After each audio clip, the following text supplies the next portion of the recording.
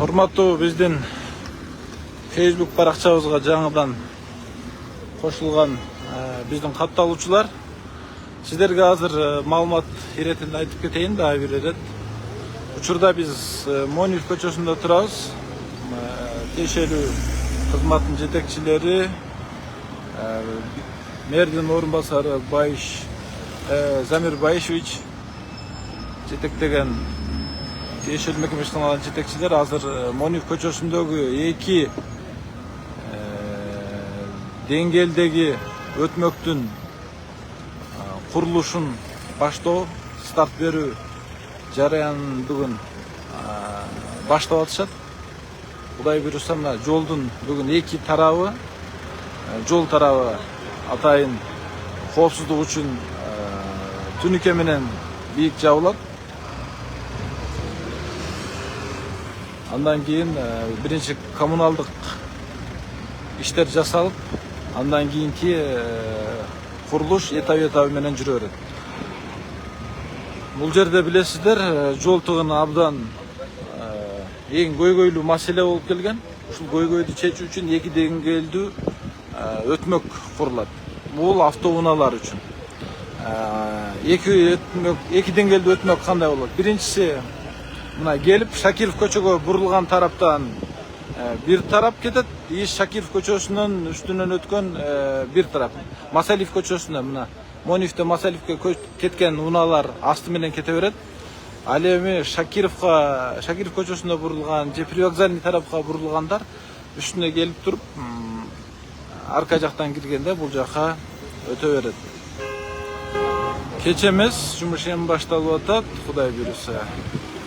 Пиары жок эле, эми кабардар кылып коелу деп атабыз. Аман Ашырбек бул пиар эмес, бул жасалып аткан, башталып аткан ишти көрсөткөн, бул пиар эмес.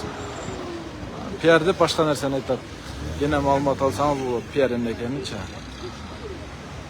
Медер Бабашев кеч эмес, Кудай буюрса, күзгө чейин бүтүлөт жол. Арген Садиев жол жабылбайбы. Жол азырынча бир тарап эмес, бир полосаны азырынча жаап турабыз деген болуп атат. Маалымат азыр могул жерде техникалык кеңеш болуп атат. Азыр техникалык кеңештин жыйынтыгы менен биз айтабыз. Кошумча маалымат беребиз элге. Жол кандай жабылат же жабылбайт деп.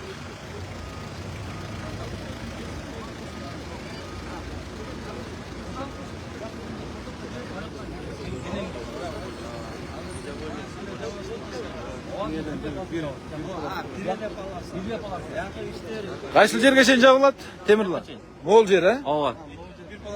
Бир полосага жетпеген жолду жабылат деп азыр адистер айтып атышат. Дыймыл тура берет. Азырынча могул сызыкка дагы жетпейт экен. Ушул сызыктан баштап бул тарапка карап жол жабылат. Курулуш иштерине байланыштуу. Кудай буюрса, бул эки деңгээлдүү өтмөктүн курулушунун бүтүшү менен бул жердеги унаа тыгыны чечилет деген анализ бар адистердики. Себеби альтернативдүү жол жок.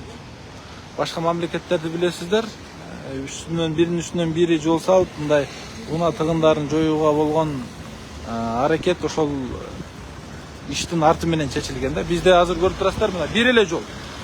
Түз эле жол. Башка альтернатива жок. Астынан дагы, үстүнөн дагы жол жок. Баары келип бир жерге тыгылат. Светофор жанганда токтойт, пробка. Ошондуктан бул жерге эки деңгээлдүү, астынан дагы, үстүнөн дагы автоунаалар жүрө бере турган деңгээлде, Кудай буюрса, өтмөк курулат, көпүрө. Анын негизинде Монив көчөсүндөгү унаа тыгындары Кудай буюрса чечилет.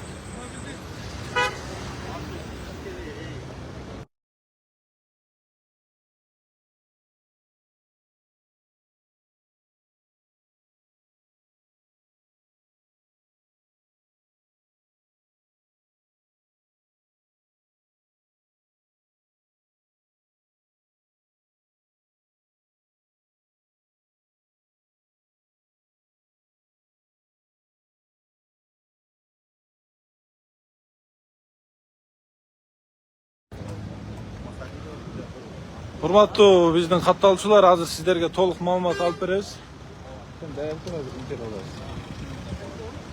Азыр тиешелүү мэрдин орун басарынан курулушту жасай турган подрядчиктен, ошондой эле ошонун башкы архитекторунан биз сиздерге түз эфирде интервью алып беребиз.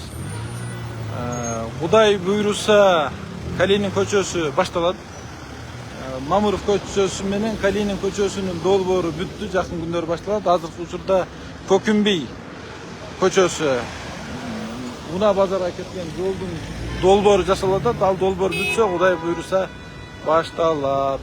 Кеңешмедегилер кимдер, толук окуу жайды бүткөндөрбү дейт. Кеңешмедегилер бүттү. Ушул курулуш тармагына тиешеси бар адистер. Ошонун башкы архитектору жүрөт. Тиешелүү мекеме ишканалар, мына водоканал жүрөт, РЭСтен жүрөт, ошол коммуналдык эмне маселелер болсо, муниципалдык менчик башкармалыгы жүрөт, ошолардын мэрдин орун басары жүрөт, ГАИден жүрөт, бүт бар эле ошол адистер.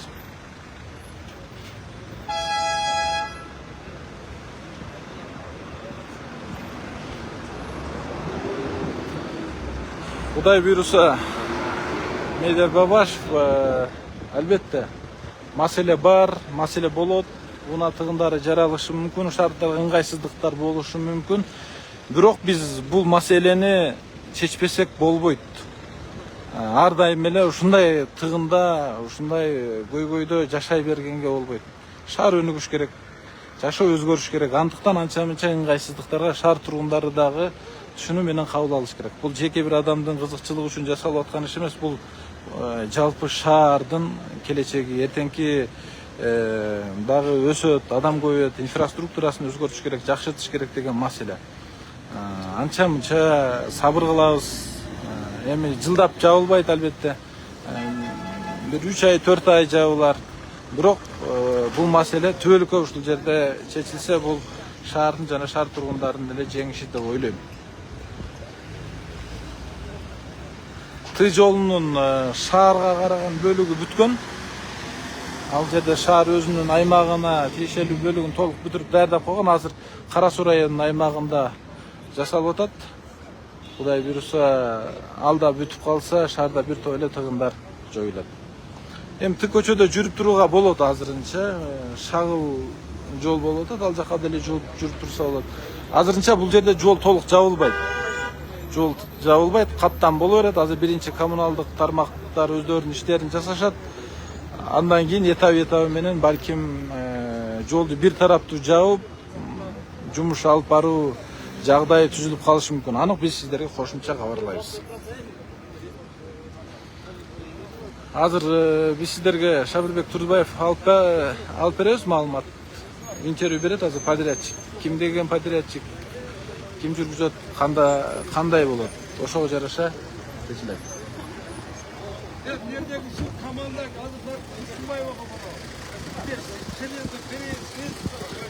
Азыр биз сиздерге түз эфирде Ош шаарынын мэринин орун басары Замир Байшевичтен маалымат алып беребиз.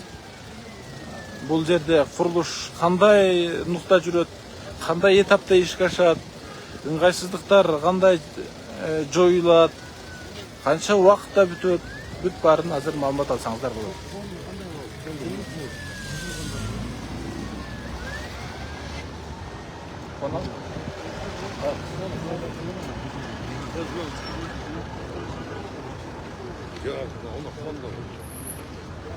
Азыр жолдон бир аз шуму жок жерге өтүп алалы. Замир Байш, биз азыр түз эфирдебиз.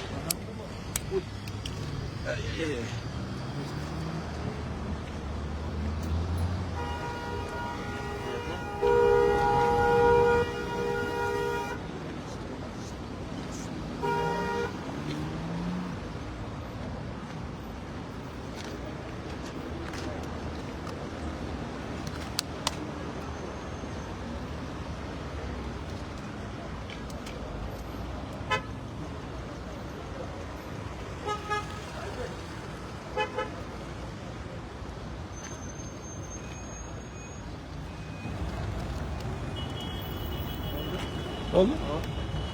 İşte bunlar, o şey söyleriz. Ben takip edeceğim. Takip koyun деп.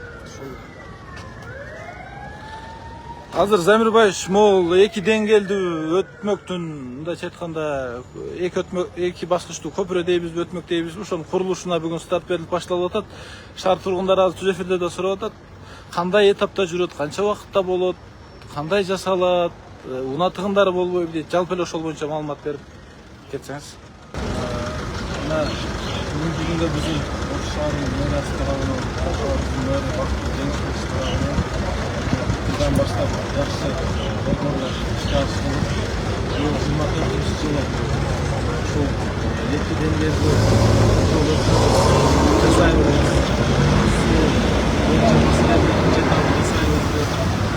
Башка мына социалдык объекттер курулуштары, стадионду кошуп, башка дагы спорт залдарын кошуп жасайбыз деп биз драйв ошолор менен драйв боюнча керек. Бүгүнкү күндө биз техникалык кеңешме өткөндүк. Биздин техникалык кеңешмеде негизги ушул Монуева менен Шакирова кесишиндеги эки деңгээлдүү жолдун тендери өзүн жанагы подрядчиктин жарыялап, ошол боюнча подрядчикти чакырып, техникалык кеңешмеде бүт болгонсуз чакыртыштерди старттык баштоо боюнча баардык кеңеште өткөрдүк. Анан мен негизинен айтып кетейин, бул жерде шаардын тургундарын айтып коюп, негизги проект бул сиздерге белгилүү болгондой, Ош шаарынын негизги жолдордун бири, негизги шаардын киреберисинин бири бул артериялык жол деп эсептелет. Бул жерде жолдордун негизги жол менен башка областтарга, башка райондорго да кеткен шаардын ичинде. Бирок бизде көптөн бери көйгөйлөр таралып, ушул жерде тыгындар пайда болду. Анын себептеринин бири бул жерде өзгөндө алайда Бишкектен келген башка райондордон келген жол менен анан Шакирова менен Масарында метр аралыгында эки светофор пайда болуп, ошол эки светофордун тыгында пайда болуп,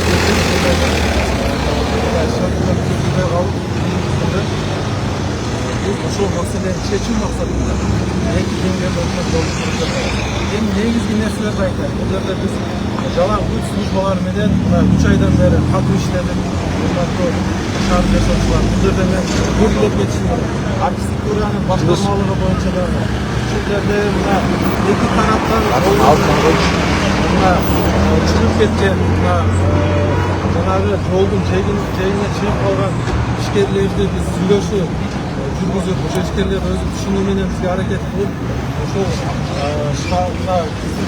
жолдун кеңейишине байланыштуу булар өздөрүнүн курулуштарын артка чыгышып, ошол ишкерлер да бизге түшүнүү менен аябай жакшы аракет жардам беришти. Шаардын архитектуралык башкармалык чоң шарттарды эки айдан бери эң негизги иш бул жерде ушул жердеги жайгашкан ишкерлер менен жашоочулар менен жумуш иштерин жүргүзүп, ошондой бизге башталып калган боюнча эң чоң бир жумуштун негизги биринчи этабында негизги чоң жумуш калды.